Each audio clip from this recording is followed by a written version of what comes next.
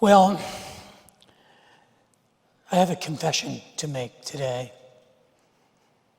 And it's not easy for me to admit this here in front of all of you. But I want to be transparent. And so I need to tell you that I have some friends, good friends, people I really enjoy, people who I really like, I have a deep affection for. And these friends of mine are Aggies. I know, you're shocked. You're taken back.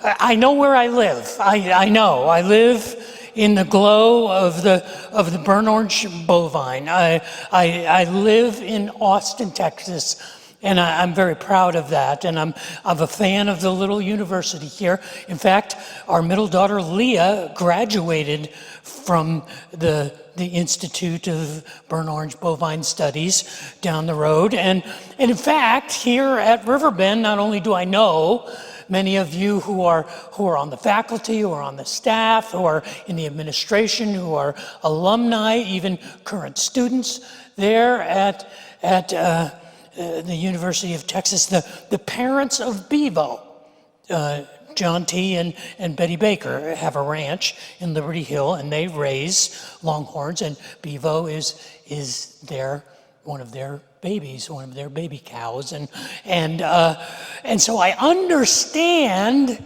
what I'm saying. I know the reputation. I know all about Aggies. I know. I've heard the stories. Heard the stories about the Aggie who put snow tires on his car, and the next day he came out and they had melted. Or the Aggie who bought water skis and who spent the rest of his life looking for a lake with a hill in it. And I know the stories about the Aggie who broke his leg while he was raking leaves because he fell out of the tree. I know these stories. I understand the label, the stereotype. And I hope you know that I'm being facetious, kidding. Some of my best friends are Aggies, and some of my best friends are Longhorns, but we live in a culture of labels. We live in a culture that generalizes and stereotypes and brands people with a broad brush, and some of that is harmless. Some of it is truly benign. There is no malice in it. In fact, it's necessary.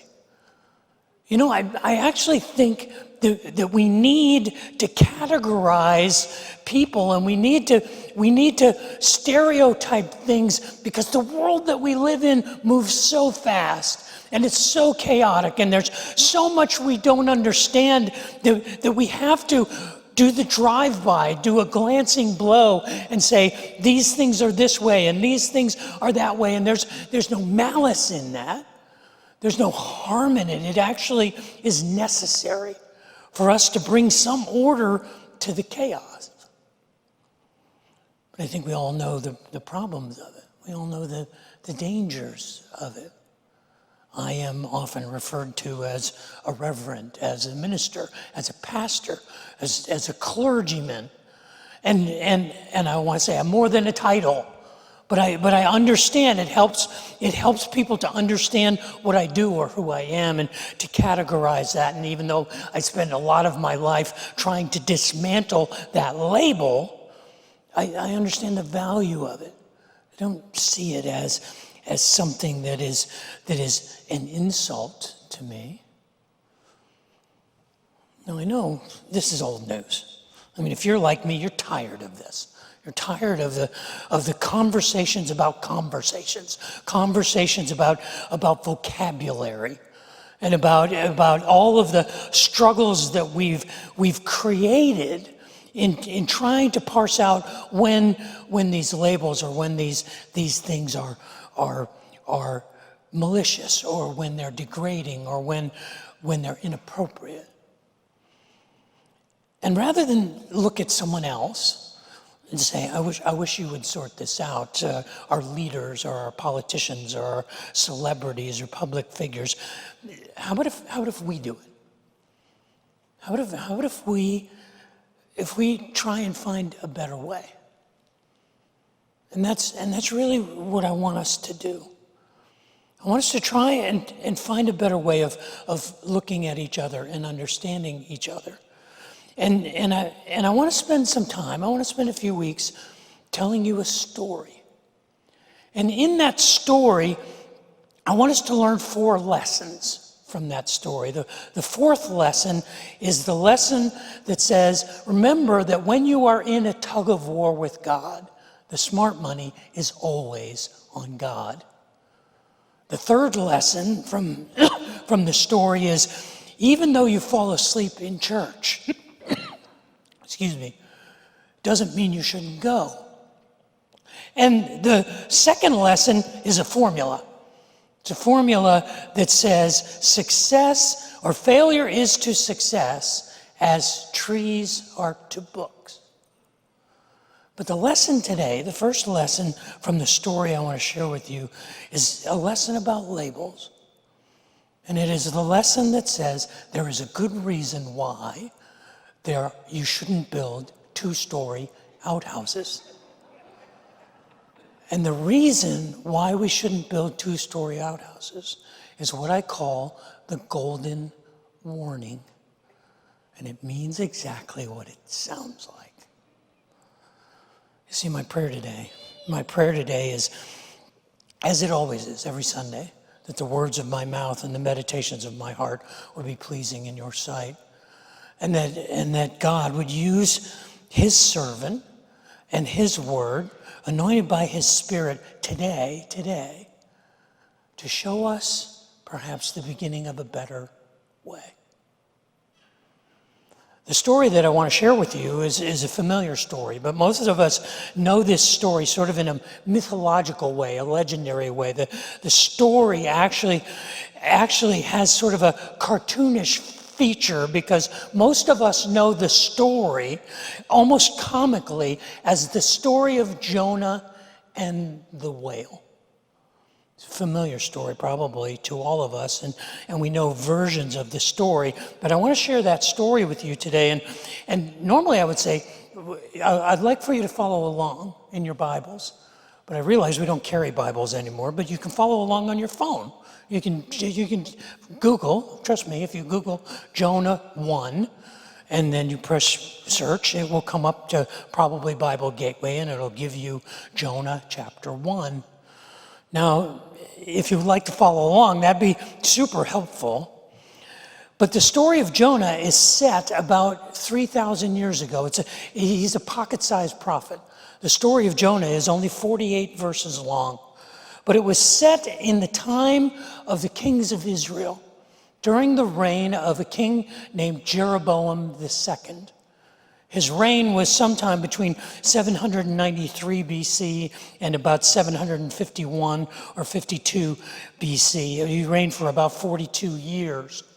And he was not a good king. He was a king who made a lot of mistakes. But there was a prophet in the kingdom of Israel during that time who had helped the king and the nation of Israel reestablish its borders. Through his prophecy and through his encouragement, the nation had been strengthened, and that prophet's name was Jonah ben Amittai.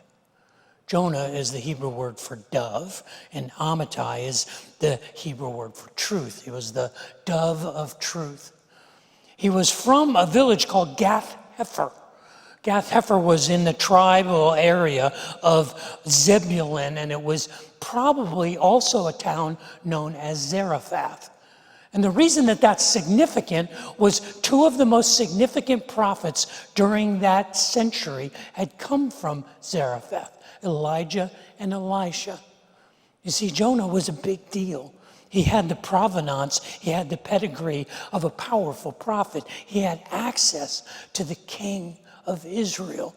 He paid attention to his words. He was, in fact, a big shot. Now, during this time, the most powerful empire in the world was the Assyrian Empire.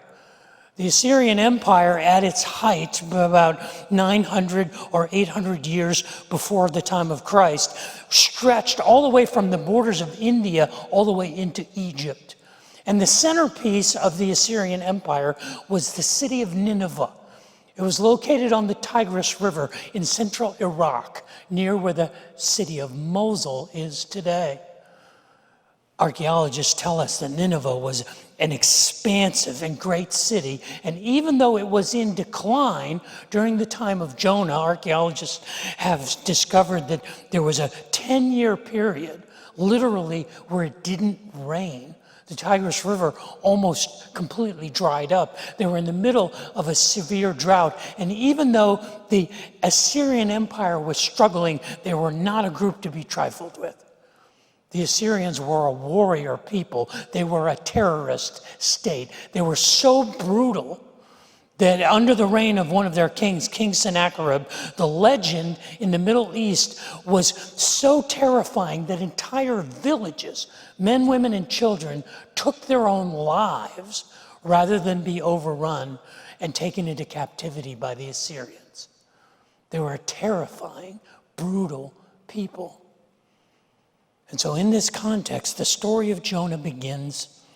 And the story begins by telling us that the word of Yahweh, the word of God, came to the prophet Jonah. And the word told him, and the Lord told him, and there was no ambiguity about this. It wasn't like, was that really God? No, Jonah knew the voice of God. And the voice of Yahweh said, I want you to go to the great city of Nineveh, and I want you to preach against it because I have noticed their wickedness. And basically, in saying that, he said, I want you to go tell them that judgment is coming. The end is coming. And the story wastes no time in getting to the action because there's barely a break in the sentences from the time that Jonah heard the voice of God saying, go to Nineveh, and Jonah says, I don't think so. I ain't going to Nineveh. And it says that he decided to go to the city of Tarshish. And in order to do that, he would have to sail the length of the Mediterranean Ocean. And in order to do that, he would have to get on a boat. So he went to the city of Joppa, near where Tel Aviv is today. And there, sure enough, he found a Phoenician merchant vessel heading to the city of Tarshish. Now, it's interesting that Tarshish is probably a Phoenician merchant's village about 2,000 miles away on the southeast coast of Spain. It was called Tartessos, or Tartessos, if it helps you to remember it. But the interesting thing was that God had told Jonah to go about 500 miles to the east, and Jonah set out to go 2,000 miles to the west. He was running from God. It tells us that he got on the boat, and we don't know how long after they had set out. It may have been a day or two. They were in the middle of the Mediterranean when a tremendous storm came over the boat, and it was so violent that it threatened to actually break their ship apart. And the sailors got religion. You know it's a bad storm when a bunch of sailors get religious.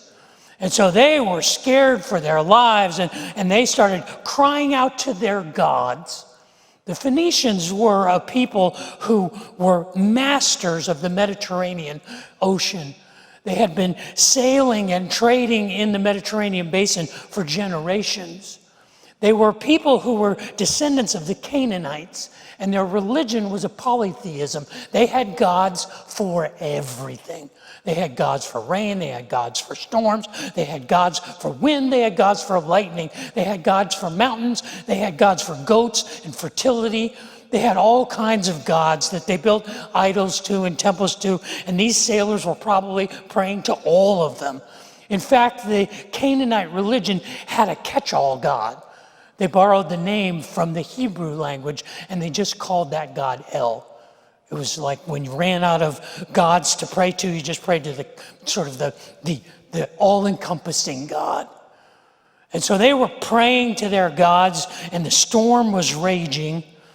And they began to get so desperate that they threw the cargo overboard, which meant the end of their sailing careers, because that was their only reason they were on the water. But they were so threatened, they were afraid that cargo wouldn't do them any good if they drowned, so they threw it overboard. And then the captain of the ship, goes down into the hold where Jonah is at peace with God, sleeping in a hammock strung between the gunwales, and he says, "How can you sleep in the middle of this?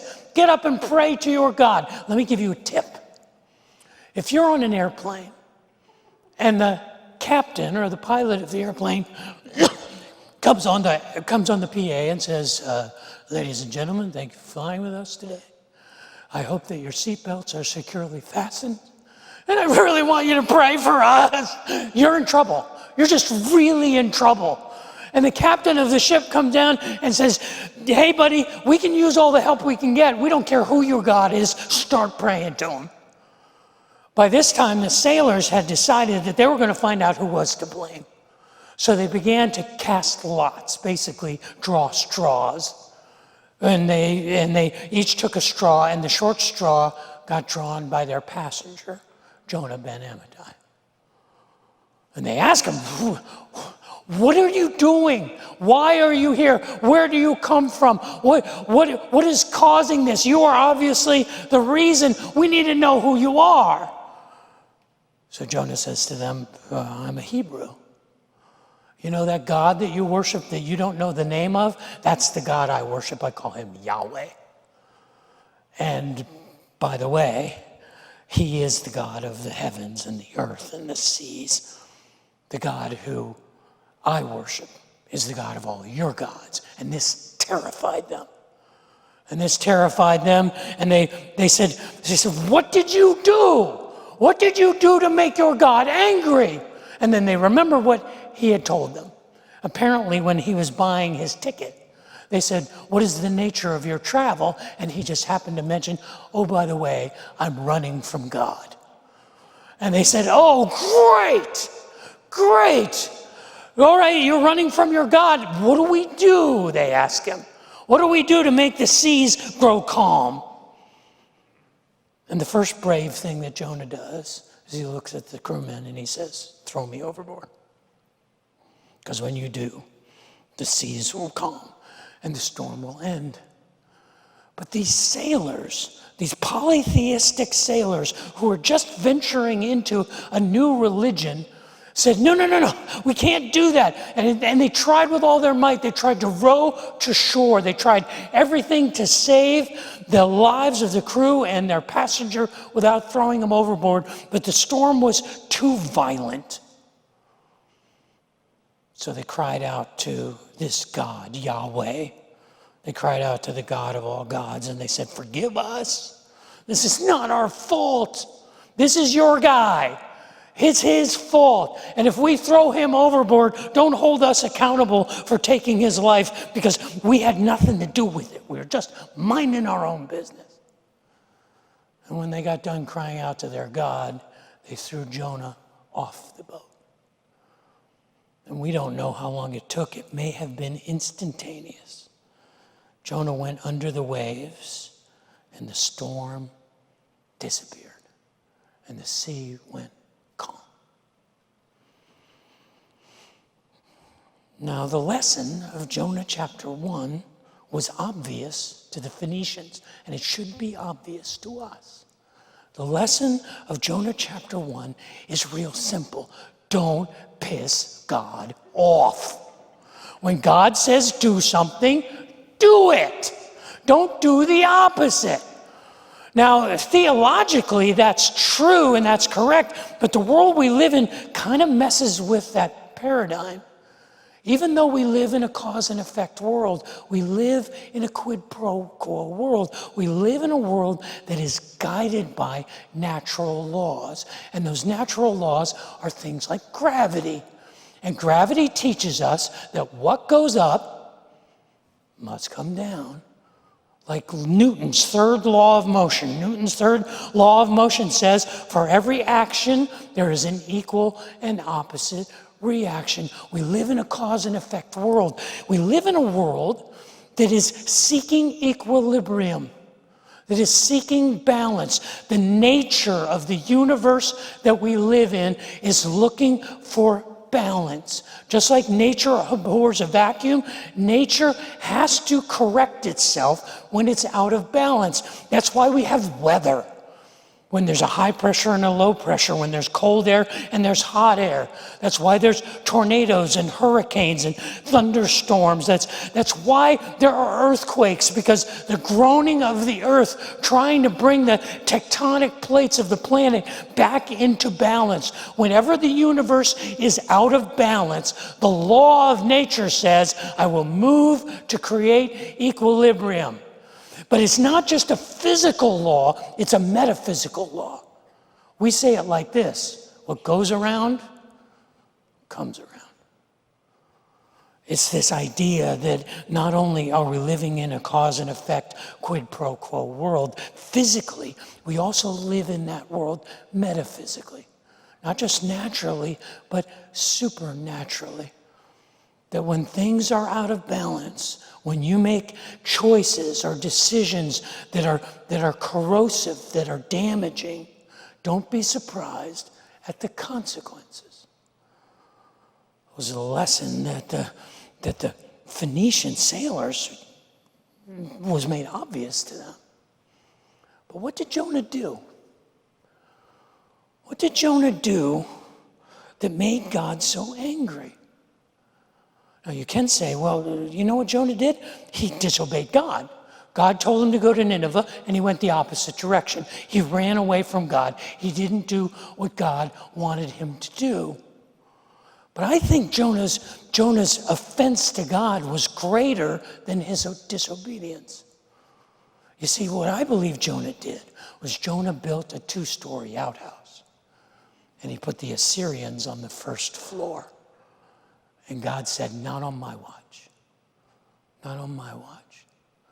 Because the way the world works that I designed is if you put yourself on the top floor and someone else on the bottom floor, eventually someone will move you into the first floor. And right now, Jonah, you're on the first floor. But what was Jonah afraid of? He was afraid. Make no mistake about it. Jonah ran from God because he was afraid. But what was he afraid of? Was he afraid of the Assyrians? And he would have every right to be. They were brutal and they were cruel, and his life would be in danger just going to Nineveh. But he was a prophet. He was God's prophet, and he was doing what God told him to do that had always given him confidence. He had stood before kings and told them difficult things before, people who could have taken his life. He certainly wasn't afraid of a loss of popularity. I mean, he didn't think, well, if I go to Nineveh and I tell them that their wickedness is going to bring judgment, they're really not going to like me. Prophets don't worry about that. I have this theory, and maybe you know someone who has what I call a prophetic personality. Not pathetic, prophetic. A prophetic personality is a person, and they kind of have perfect pitch for life. They're preoccupied with how things should be, and they have to tell you about it all the time.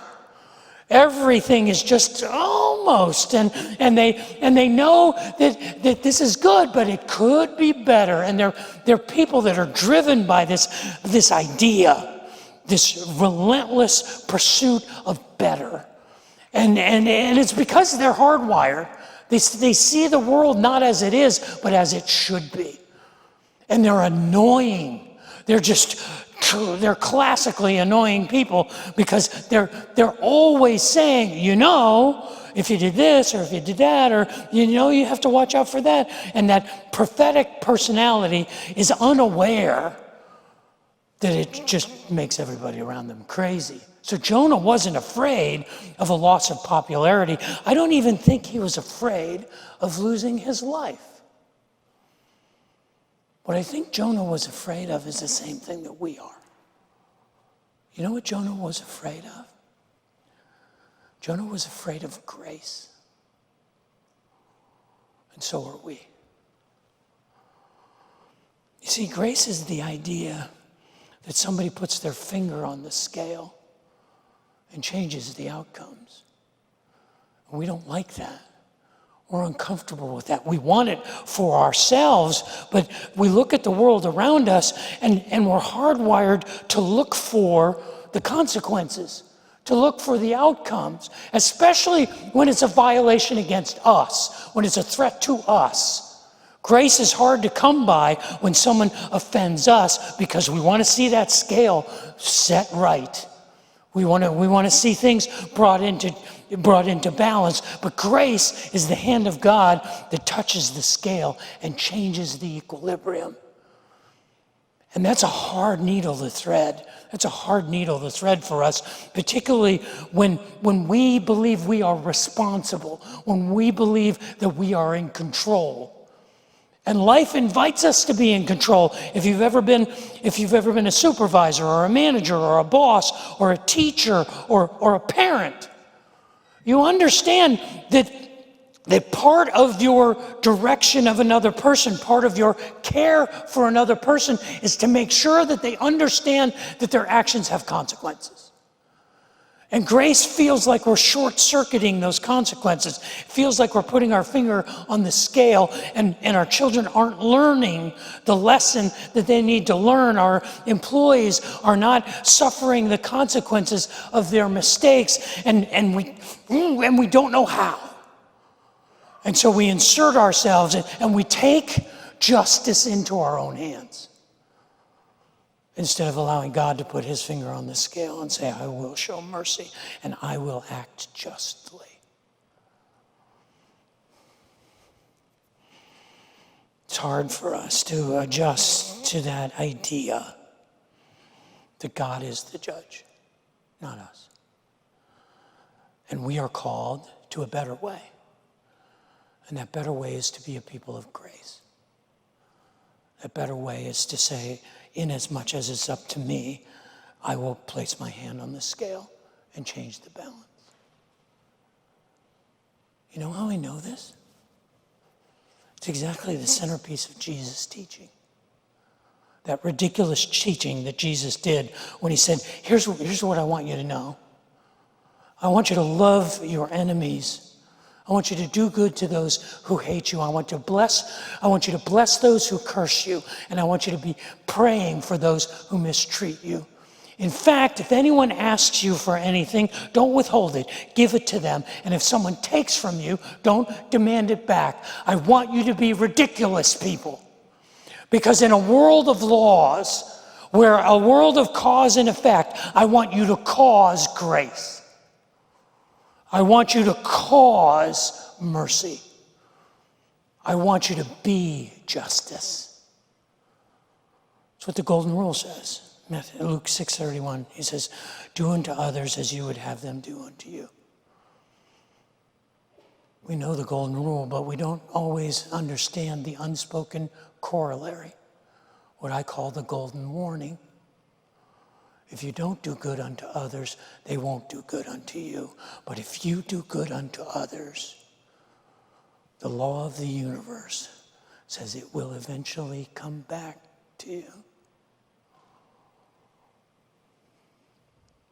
Jonah suffered the consequences of his disobedience. There's no doubt about it.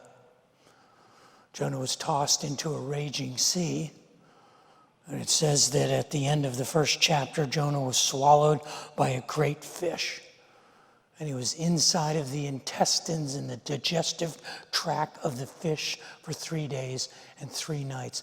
I actually believe that Jonah died. Next week, we're going to talk about what is it like when you're in the belly of the fish. What is it like when you come to the end of yourself? How do we know? How do we know that we have really hit bottom? I thought we hit bottom 6 months ago. I had no idea there was a deeper bottom. How do we know in our life when we've reached the bottom? That's next week. But the consequences of Jonah's disobedience was God taught him that and will teach us that. So the story of Jonah chapter 1, which really we think of almost as a children's story. The story of Jonah and the whale. There was an Italian author in 1883, Carlo Collodi, who told the story of Pinocchio. And it was a story of a wooden boy whose transformation takes place in the belly of a fish. And literary scholars have suggested that Carlo Collodi was capturing the image of the story of Jonah. Walt Disney, and there are some film critics who believe that his greatest animated feature was the story of Pinocchio, where he visualized the inside of Monstro the whale like being inside of a Colosseum, a place you might want to travel the world in. And so we have this image, this almost mythological, comical image of the lesson of Jonah. But the lesson of Jonah is deadly serious. The lesson of Jonah reminds us that there is a good reason why we shouldn't build two-story outhouses. And that reason is the golden warning. Because you may find yourself on the top floor now, but eventually you will be on someone else's first floor. Guaranteed. But for grace. We live in a world of labels. We live in a world where we label others. We label others Aggies and Longhorns and Red Raiders and Owls, Cowboys, Reverends and Doctors, Sir and Ma'am, and Friend and Enemy. But I know some Aggies who I really like, who I really respect, who I really enjoy. I even know some Aggies who married people from Baylor, and they have children that are Baggies, baby Baggies, because they're Baylor Bears and Aggies. That's all the humor I got today, folks. It's as good as it gets.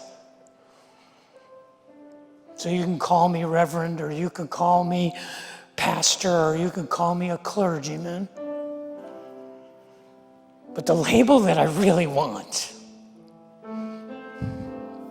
is to be a man of grace. And the label I want us to have is to be a people of grace. Because I know how important it is. And I have to confess, I know how hard it is. This is my confession.